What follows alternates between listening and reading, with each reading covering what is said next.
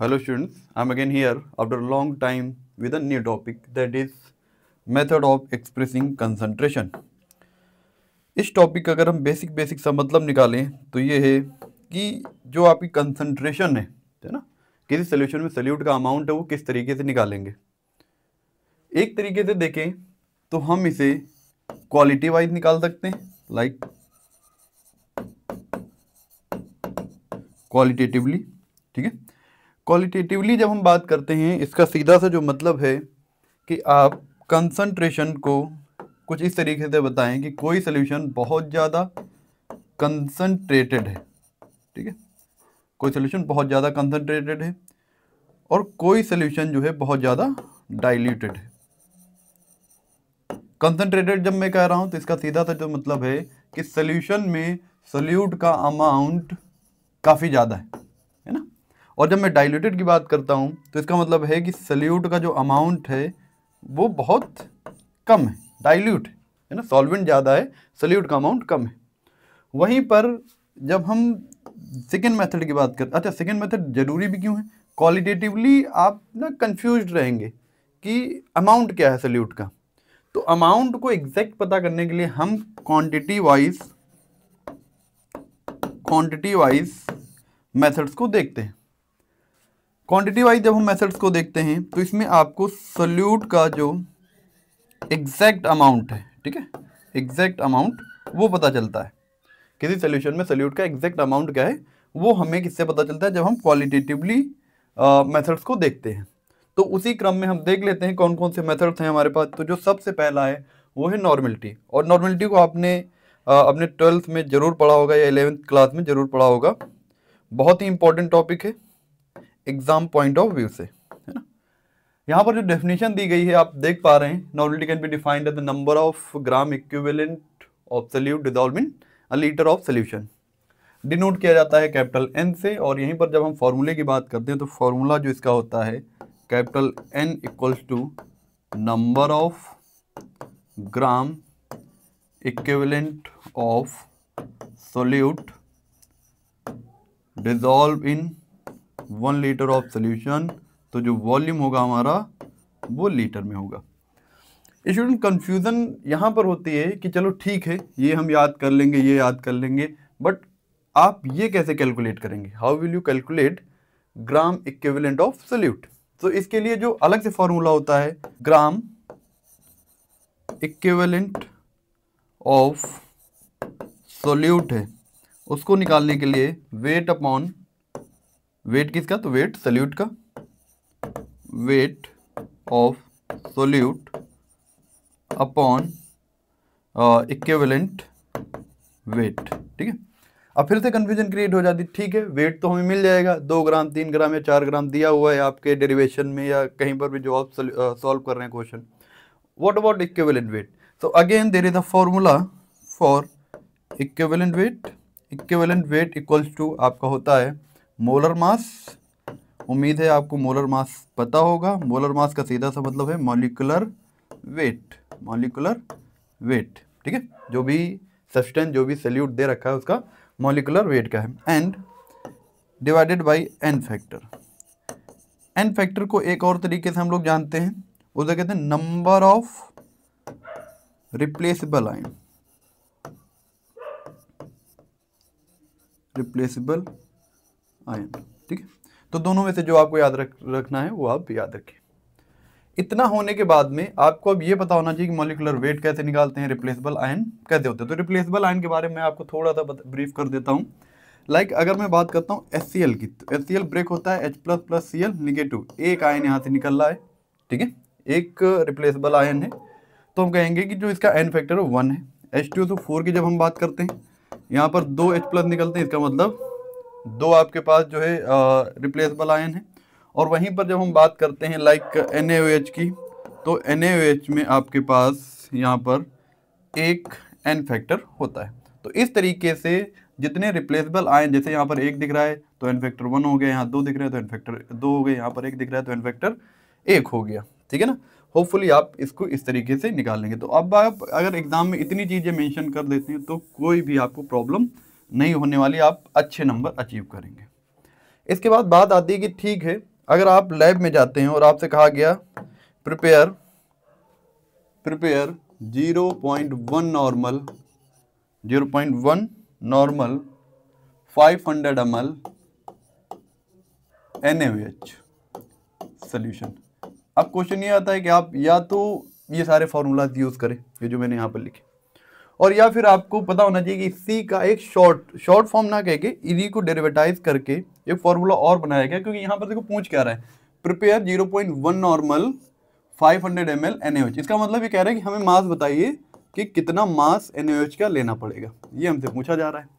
तो मास का जो फॉर्मूला यहाँ पर होता है वो W = NeV डिवाइडेड बाई 1000। आपको इनको ध्यान में ही नहीं रखना, जब क्वेश्चन सॉल्व करना तब की मैं बात कर रहा हूँ, नहीं तो जब आपसे पूछा जाएगा ना डिफाइन नॉर्मेलिटी और उसके फॉर्मूला दीजिए, तो ये फॉर्मूला सबसे इंपॉर्टेंट है, और रिमेनिंग अगर ये वाले आप दे देते हैं तो और अच्छा। इसके बाद में यहाँ पर हम क्या करेंगे, तो W = N आपको दिया हुआ है कि 0.1 नॉर्मल बनाना है, इंटू E आपको फाइंड आउट करना है, E यानी इक्विवेलेंट वेट। और इक्विवेलेंट वेट का आपको देखो फॉर्मूला क्या दिया हुआ है, molar mass upon N factor. तो इक्विवेलेंट वेट यहाँ पर पहले निकाल लीजिए, इक्विवेलेंट वेट ऑफ NaOH का हमें मोलर मास निकालना पड़ेगा, आप निकाल लेंगे। Na का 23 होता है, ऑक्सीजन 16, H1 यानी 40 डिवाइडेड बाई कितना, हाँ N फैक्टर कितना है तो 1 है। इसका सीधा सा मतलब है कि जो इक्विवेलेंट वेट है वो हमारा 40 हो जाएगा, ठीक है। तो यहाँ पर E की जगह आप रखेंगे 40 इंटू कितने ml बनाना है, 500 ml हमें बनाना है, तो हमने सीधे रख दिया 500 ml डिवाइडेड बाई 1000 फॉर्मूले के अकॉर्डिंग। अब इसे आप सॉल्व कर लीजिए, सॉल्व करेंगे आपको आंसर मिल जाएगा, ये इधर से कट जाएगा, ये इधर से कट जाएगा। सो W = 0.1 into 4 into 5, W = 0.1 into 5 को 20, नेक्स्ट W = ये हो जाएगा 2 ग्राम। आपको नीड है 2 ग्राम NaOH की to prepare 500 ml 0.1 normal solution, ठीक है। ये आपके पास आंसर हो जाएगा 2 ग्राम। तो इस तरीके से आप बता सकते हो कि मास की कितनी नीड है हमें। लेकिन प्रॉब्लम तब होती है जब आपसे ये कहा जाता है दैट प्रिपेयर 0.1 नॉर्मल, और जब मैं 0.1 कह रहा हूं तो आप कोई भी एक नंबर ले सकते हैं, मैंने आपको 0.1 बताया। Prepare 0.1 normal HCl solution. अब देखो HCl आपने देखा होगा, हमारी जो लेबोरेटरी में जो हम HCl यूज करते हैं कंसंट्रेटेड HCl लिक्विड फॉर्म में होता है। प्रॉब्लम अराइज हो गई, अगर लिक्विड फॉर्म में आपने ये फॉर्मूला यूज किया तो आप डेफिनेटली आंसर गलत करने वाले। हमें क्या करना है उस केस में, हमारे लिए एक नया फॉर्मूला यहाँ पर होता है जब लिक्विड्स की बात आती है, N1V1 = N2V2 का हम यूज करते हैं। अब बात आती है कि N1V1 का हम यूज करेंगे कैसे, तो देखो यहाँ पर क्या दिया हुआ है, प्रिपेयर 0.1 नॉर्मल HCl सोल्यूशन, और अभी यहाँ पर बताया नहीं गया कि कितना अमाउंट। तो हम मान लेते हैं कि चलो आपको 1000 ml बनाना है, ऐसा मान लेते हैं कि 1000 ml बनाना है सोल्यूशन। तो आपको वॉल्यूम भी दिया हुआ है, वॉल्यूम दे दिया, HCl दे दिया, 0.1 नॉर्मल दे दिया। इसका मतलब है कि एक नॉर्मलिटी यहाँ दे रखी है, एक वॉल्यूम यहाँ पर दे रखा है, एक और नॉर्मलिटी यानी जो HCl आपको अब लिक्विड फॉर्म में दिया जाता है, कंसंट्रेटेड HCl हो चाहे H2SO4 हो, उन सब की नॉर्मलिटी पहले से गिवन होती है। यहाँ पर जो हम बात करेंगे इसकी जो नॉर्मलिटी गिवन होती है वो इतने नॉर्मल का पहले से ही सोल्यूशन होता है, ठीक है ना। कभी हम फिर बाद में देख लेंगे कि इतने ही नॉर्मल क्यों होता है, बट अभी के लिए आप याद रखिए कि जो कंसंट्रेटेड HCl होता है 11.6 की नॉर्मलिटी होती है, यानी एक और N दे दिया गया आपको। तो इसे हम N1 मान लेते हैं, इसे हम N2 मान लेते हैं, इसे हम मान लेते हैं V2। क्लियर है। अब यहाँ पर रखते हैं सारी वैल्यूज। तो N1 की वैल्यू क्या है, 11.6 है, इंटू V1 यानी वॉल्यूम हमें फाइंड आउट करना है। लाइक ऐसे समझो, एक आपके पास बॉटल है और उस बॉटल में कंसंट्रेटेड HCl फील्ड है। अब इस कंसंट्रेटेड HCl से हम कितना HCl ले लें, ये तो आप जानते होंगे एक वॉल्यूमेट्रिक फ्लास्क है, ठीक है, एक लंबी सी इसकी नेक होगी इस तरीके से। इससे हम कितना HCl यहाँ पर निकाल लें, और इसे हम मान लेते हैं कि ये चलो 500 ml सॉरी 1000 ml का है, ठीक है। इससे हम कितना अमाउंट ले लें कि यहाँ पर 1000 ml हमारा HCl का सोल्यूशन बन जाए, वो भी 0.1 नॉर्मल का। वही हमें यहाँ फाइंड आउट करना है। तो देखो जरा,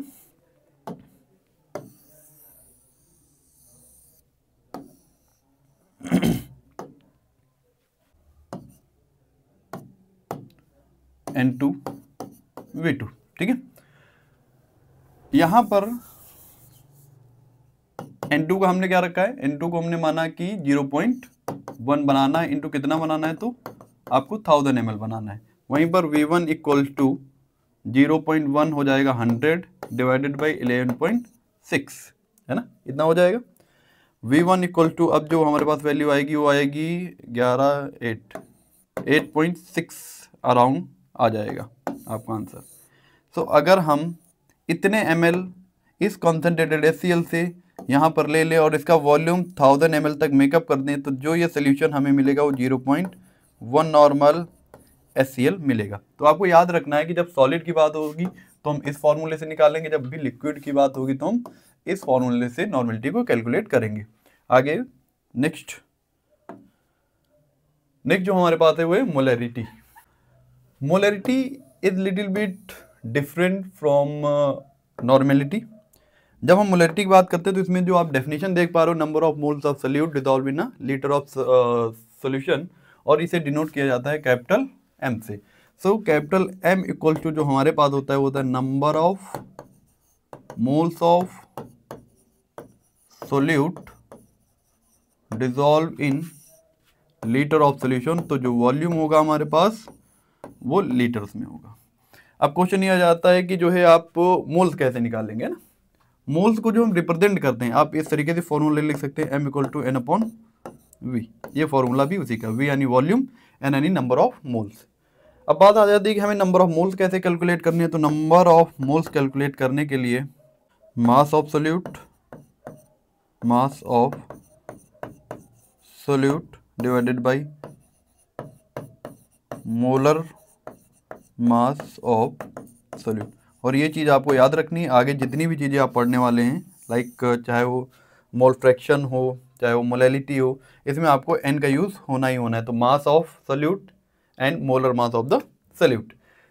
इसमें हम देख लेते हैं, कुछ क्वेश्चन को सॉल्व कर लेते हैं। एक तो पहले सिंपल टेक्निक समझो कि हम कैसे कोई अगर आपको सपोज एक नॉर्मलिटी का 0.1 नॉर्मलिटी का कोई सोल्यूशन बनाना है तो कैसे बनाएंगे। जैसे मैं अगर आपसे कहूँ prepare 0.1 molar 100 ml Na2CO3 solution, ठीक है, ये बनाना है आपको।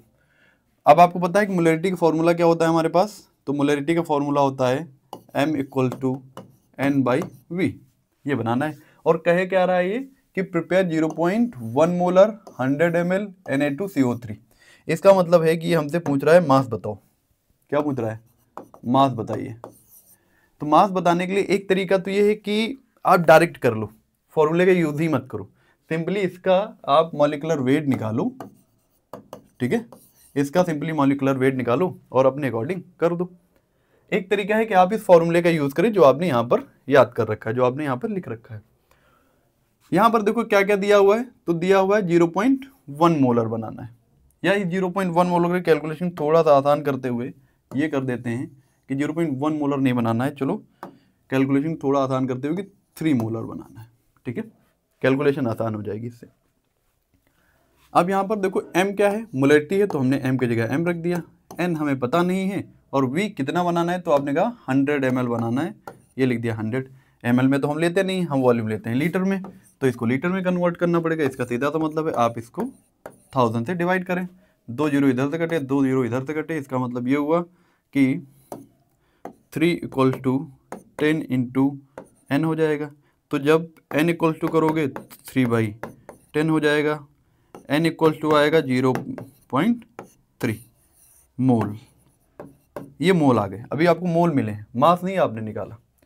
मोल आ जाने के बाद अब आपको इसका मास फाइंड आउट करना है, और मास फाइंड आउट करने के लिए हम N इक्वल्स टू जो फॉर्मूला आपको मैंने इधर बताया, और फॉर्मूला क्या था, mass of solute divided by molar mass of solute.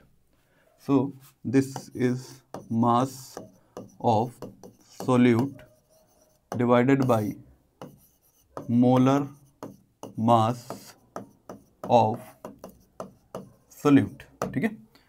n equal to, अब देखो जरा क्या क्या निकल के आया। मास ऑफ सोल्यूट का मतलब है कि m, ओके, और मोलर मास यानी मॉलिक्यूलर वेट। इसको आप इस तरीके से भी छोटा करके लिख सकते हैं कि m divided by molecular weight. n हमें पहले से पता है, ये देख रहे हो यहाँ पर n पहले से ही हमें पता है।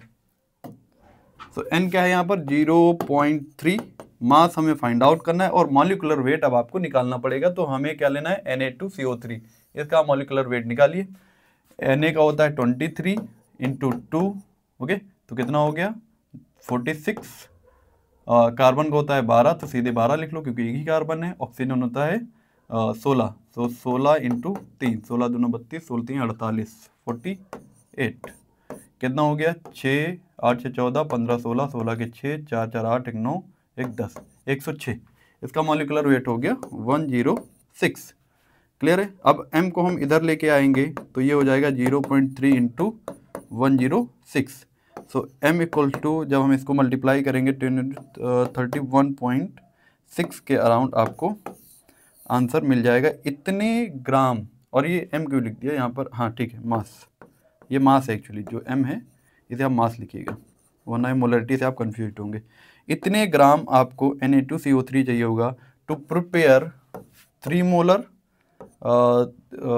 कितना हमें बनाना था 100 ml Na2CO3। एक तरीका तो ये है। दूसरा तरीका जो बहुत आसान है वो क्या है हमारे पास, कि अगर सेम क्वेश्चन आपसे करा गया तो आप सिंपली मॉलिक्यूलर वेट निकाल लीजिए। मॉलिक्यूलर वेट हमने निकाला था इतना, और अगर इतने ग्राम को हम 1000 ml में डिज़ोल्व करते हैं तो 1 मोलर हमें मिलता है। बट हमें कितना बनाना, हमें तो बनाना है जो है सिंपली 100 ml।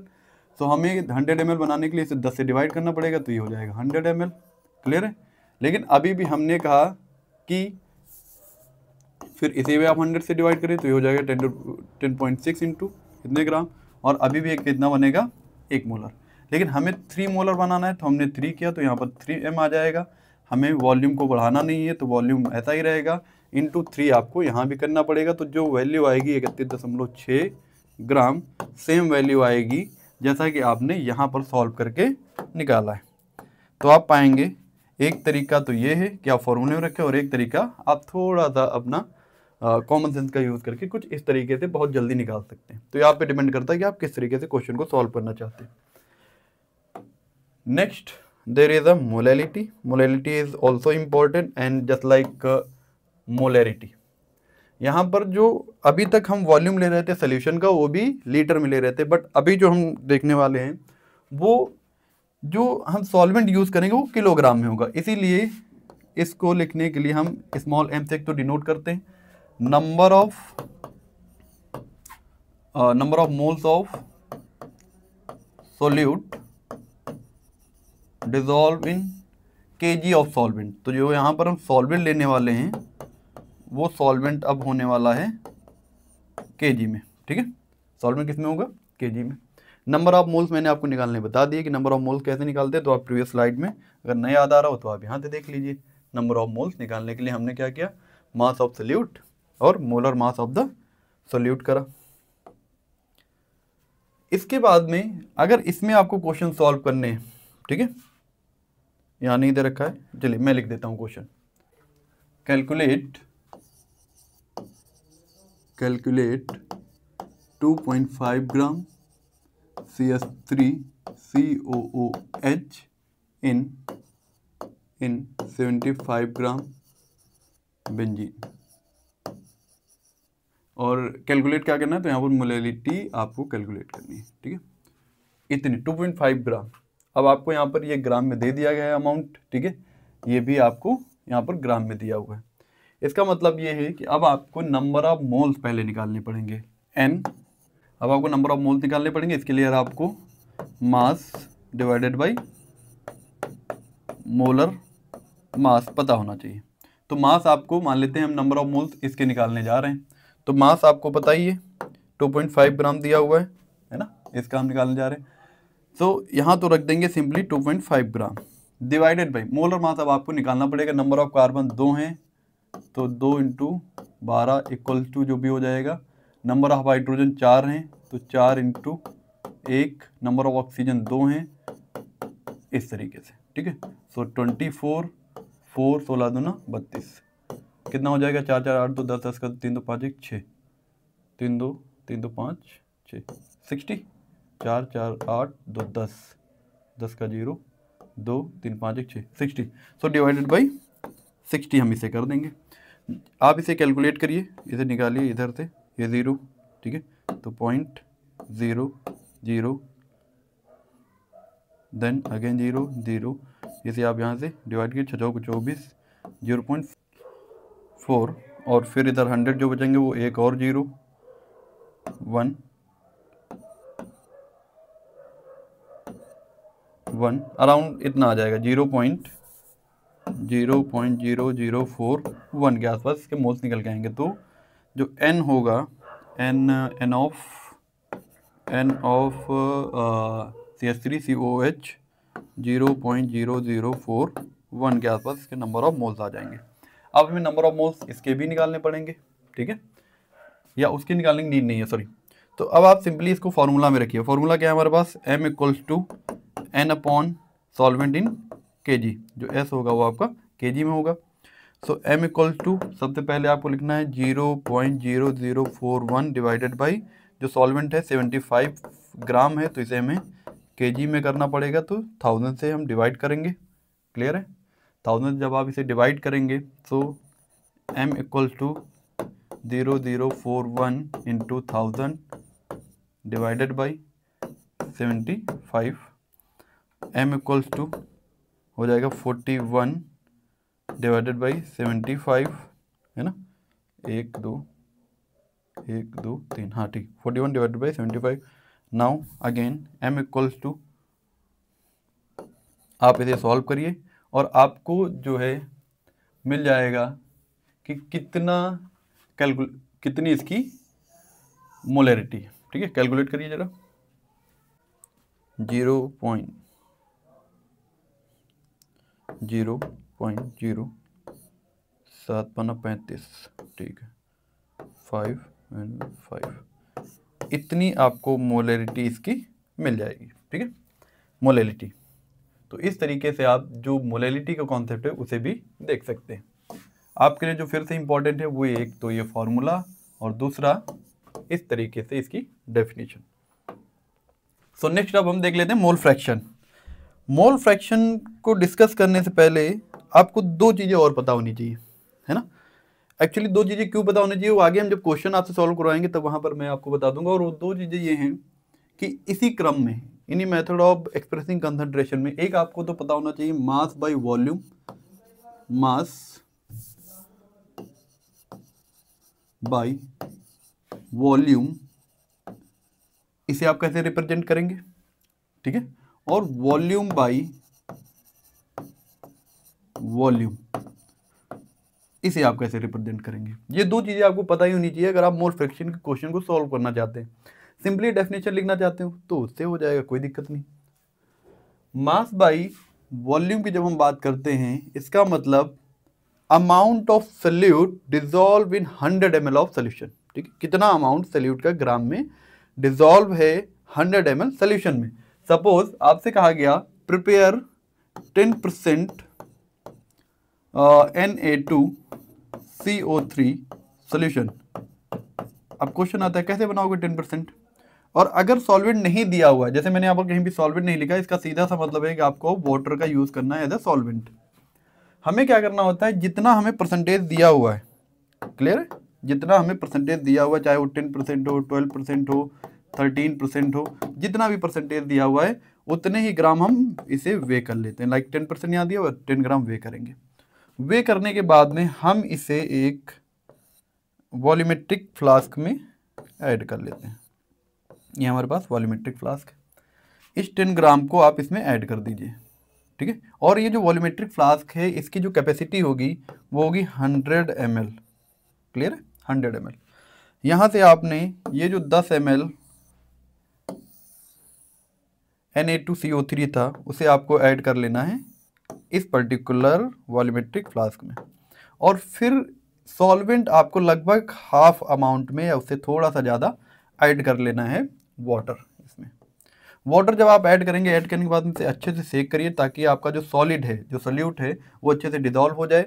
और डिज़ोल्व होने के बाद में फिर उसी वाटर से, उसी सेम सॉल्वेंट से आप इसका वॉल्यूम मेकअप कर देंगे। सपोज यहाँ पर एक मार्क हमेशा ही बना हुआ होगा, ये रिप्रेजेंट करेगा 100 ml कैपेसिटी को, ठीक है।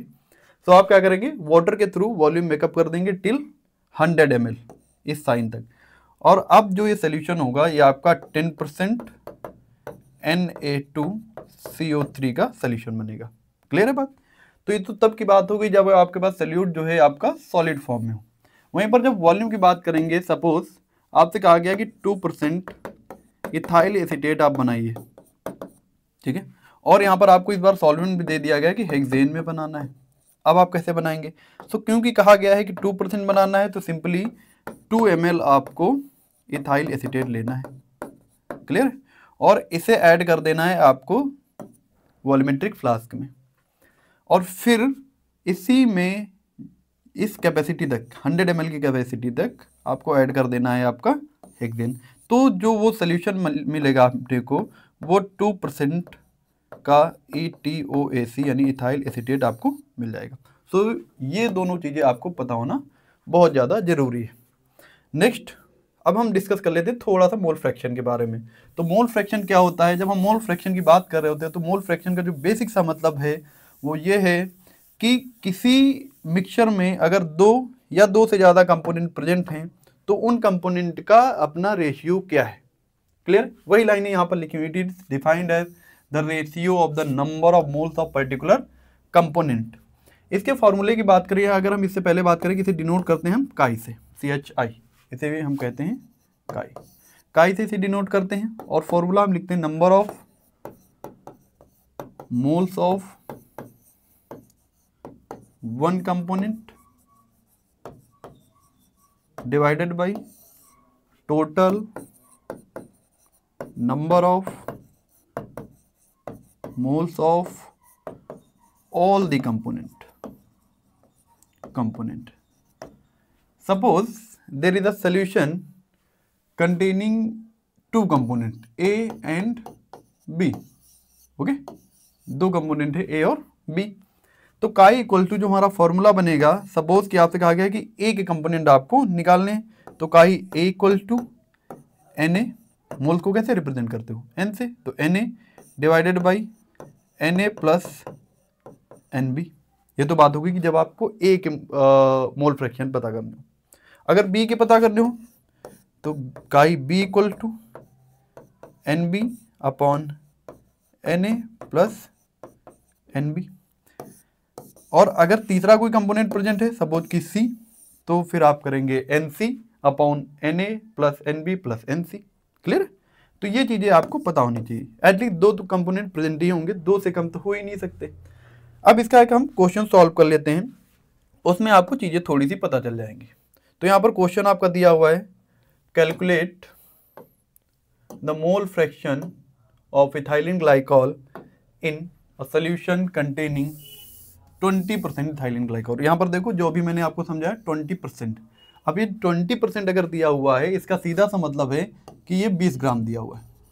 And rest of the amount, क्योंकि यहाँ पर सॉल्वेंट नहीं दिया है इसलिए हम ये मान लेंगे कि जो सॉल्वेंट होगा वो हमारा वाटर होगा। तो रेस्ट ऑफ द जो अमाउंट है 80 ग्राम वो वाटर है, और 20 ग्राम आपके पास इथाइलिन ग्लाइकॉल यानी C2H6O2 प्रेजेंट है। इतनी बात हो सकता है आपको समझ में आ रही हो। फॉर्मूला हमसे क्या कहता है, तो हम इसको A मान लेते हैं और इसको B कंसीडर करते हैं। ठीक है, वाटर को B माना, इसको A माना। हमें दोनों के मोल्स निकालने, क्योंकि number of moles of component A, number of moles of component B दोनों निकालने। तो पहले हम नंबर ऑफ मोल्स यानी कि काई A पता करते हैं, और A पता करने के लिए आपको number of moles of A पता करने पड़ेंगे। Na यानी कि इसके मोल्स की बात हो रही है। क्लियर है? और जब इसके मोल्स की हम बात करते हैं तो मोल्स के लिए फॉर्मूला क्या होता है, mass upon molar mass. Clear है? अब देखो जरा, मास तो आपको दिया हुआ है, मास दिया हुआ कितना 20 ग्राम। मोलर मास आपको फाइंड आउट करना है, तो मोलर मास के लिए 2 कार्बन है, 2 × 12, 6 हाइड्रोजन है, तो 1 हो गया, 2 आपके ऑक्सीजन है, तो इस तरीके से 12 दूना 24, 6 16 दूना 32, कितना हो गया 6 4 10 2 12, 12 के 2 3 2 5 1 6, 62। इसका जो मोलर मास आ गया वो 62 आ गया। अब आपको क्या करना है, इसे 62 से डिवाइड करना है। 62 से जब आप डिवाइड करेंगे, जब आप 62 से डिवाइड करेंगे तो यहाँ पर आ जाएगा, इसे करेंगे 0.0, सॉरी हाँ 0 पॉइंट बढ़ाएंगे 0 आएगा, 36 18 3 देन 2 देन फिर से 2, तो जो Na के मोल्स आ गए वो आ गए आपके कुछ इतने। वहीं पर जब हम Nb के मोल्स निकालेंगे, ये किसके आ गए, ये Na के मोल्स आ गए, Na Nb यानी कि वाटर के मोल्स निकाल लेते, तो Nb इक्वल्स टू क्या है हमारे पास, वाटर का मास दिया हुआ 80 ग्राम और मोलर मास होता है 18, तो Nb इक्वल टू 18 दूना 36 दूना 72 4 4.44 समथिंग आएगा, तो ये मोल्स आ जाएंगे Nb के। क्लियर है। अब इसको अपने मेन फॉर्मूला में रखते हैं काई ए, क्योंकि ए देखो हमने इसको क्या माना है, हमने इसको ए इसको बी माना है, और ए के हमें मोल फ्रैक्शन निकालने हैं। Chi A equal to Na upon Na plus Nb, so chi A equals to Na के मोल्स कितने आए हैं, ये 0.322 डिवाइडेड बाई Nb 0.322 प्लस 4.4 और 4 के आसपास आएगा। इन दोनों को मिला लेते हैं जरा हम पहले, तो 0.322 4.44 2 6 7 4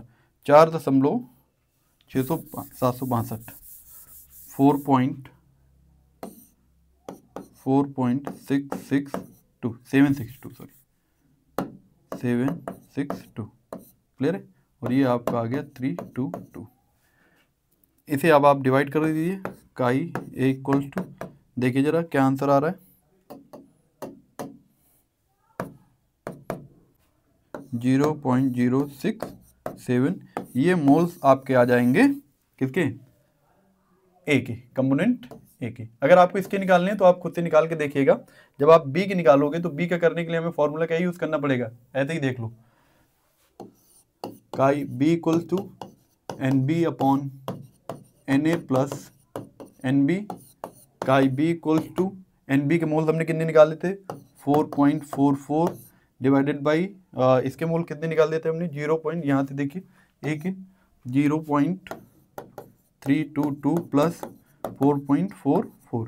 इसको आप आगे सॉल्व कर लेना जैसे हमने वहाँ पर किया है, 4.44 डिवाइडेड बाई ये तो यही आ जाएगा 4.762। इसे आप बस सॉल्व कर लेना और आपको वाटर के भी मॉलिक्यूल्स पता चल जाएंगे। तो ये था हमारा मोल फ्रैक्शन। नेक्स्ट हम देख लेते हैं पीपीएम। क्लियर है। पीपीएम बहुत ही इंपॉर्टेंट टॉपिक है, बहुत ही इंपॉर्टेंट मेथड है कंसंट्रेशन को पता करने का, और इसका जो मेन यूज़ है वो उन क्वांटिटीज़ के लिए, उन कंसंट्रेशन के लिए यूज़ किया जाता है जो बहुत ही ट्रेस अमाउंट में होते हैं, जो बहुत ही कम अमाउंट में होते हैं। जैसे किसी सोल्यूशन में सल्यूट की कंसंट्रेशन बहुत कम है, ट्रेस अमाउंट में है, यानी हम ये कहें कि अगर 1 mg 1 लीटर में डिजॉल्व है, ठीक है, 1 mg पर लीटर डिजॉल्व है, तब वो 1 ppm का सोल्यूशन होता है। 1 mg मिलीग्राम है ना, बहुत कम होता है। इसी तरीके से जब आप अपने घर में देखते हो, जो आपके घर में वाटर प्यूरिफायर लगा होगा, तो वहाँ पर TDS आप देखते होंगे, टोटल डिजॉल्व सॉलिड, कि इसमें कितने सॉलिड डिजॉल्व है, वाटर में कितने सॉलिड डिजॉल्व है। TDS इसी बेसिस पे आता है ppm। इन्वायरमेंट में पोल्यूटेंट किस अमाउंट में प्रेजेंट है वो ppm में आते हैं, ठीक है ना। ये सारी चीज़ें हम ppm में देखते हैं जब आपका जो सोल्यूट है बहुत ही कम क्वांटिटी में प्रेजेंट हो। तो यहाँ पर दिया गया है ppm stand for parts per million and इस unit measurement use to express the extremely small concentration, वही लिखा हुआ है। ppm is defined as the number of part of solute present in 1 million part of the solution. This means 1 ppm equals 1 part of the substance per 10 lakh part of the totals. Clear है? तो मुझे उम्मीद है कि आपको ये बात समझ में आ गई हो। पीपीएम का जो फॉर्मूला होता है, ppm equals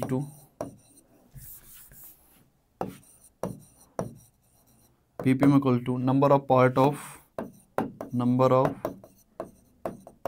of one component divided by total number of parts of all the component multiplied by 10 to the power 6 इसलिए करते हैं क्योंकि देखो 1 ppm या सॉरी 1 मिलियन, यहाँ पर देखिए parts per million, 1 million equals to जो होता है वो 10 लाख होता है, 1 m इक्वल टू 10 लाख। और 10 लाख को कैसे लिखते हो, 1 2 3 4 5 6 इस तरीके से, ठीक है ना। तो 1 ppm इक्वल टू 10 लाख, इसीलिए यहाँ पर आप पाएंगे 10 to the power 6 दिया हुआ है। इसमें मैंने आपको 2-3 चीज़ें बताई, आपको TDS मेजर करना हो, ठीक है, जैसे कि ड्रग 1 mg में और 1 mg 1 लीटर में, तो वो आप उसे ppm में मेजर करेंगे। जैसे सी वाटर जो हमारा होता है उसमें कितनी डिजॉल्व ऑक्सीजन, NCERT को आप पढ़िएगा तो वहाँ पर आपको बताया जाता है कि 1 लीटर में कितनी डिजॉल्व ऑक्सीजन है, वो सारी चीज़ें हम ppm में मेजर करते हैं। तो इस टॉपिक में बस इतना ही था। मुझे उम्मीद है कि आप सबको ये टॉपिक समझ में आया होगा, ठीक है।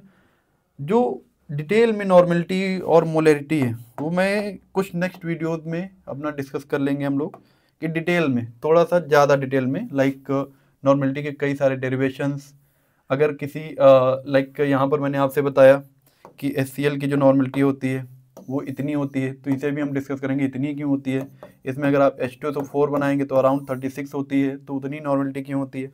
तो वो हम प्योरिटी के बेसिस पर और उसकी डेंसिटी के बेसिस पे जज करते हैं, वो सारी चीज़ें भी हम देख लेंगे। So thank you so much.